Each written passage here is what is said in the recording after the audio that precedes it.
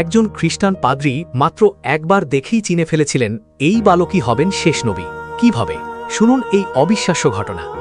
নবীর বয়স মাত্র 12। চাচা আবু তালেবের সাথে সিরিয়ায় ব্যবসার সফরে বেরিয়েছেন। পথে বসরা শহরে যাত্রাবিরতি। সেই শহরে ছিলেন বুহাইরা নামক একজন বিখ্যাত খ্রিস্টান পাদ্রী। এই কাফেলা আগেও বহুবার এ পথে দিয়ে গেছে, কিন্তু আজ প্রথমবার বুহাইরা গির্জা থেকে বেরিয়ে এলেন।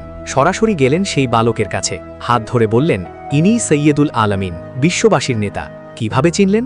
তিনি দেখেছিলেন কাফেলা যখন উপত্যকায় নামছিল, প্রতিটি গাছ ও পাথর সেজদায় লুটিয়ে পড়ছে, আর নবীজির কাঁধের নিচে ছিল মোহরে নবুয়াত, আপেলের মতো গোলাকার একটি চিহ্ন, যা তাদের ধর্মগ্রন্থে লেখা ছিল।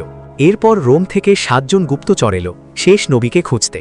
বুহাইরা তাদের থামালেন এবং আবু তালিবকে বললেন, এখনই ভাতিজাকে মক্কায় ফিরিয়ে দিন, না হলে রোমানরা তাকে হত্যা করবে।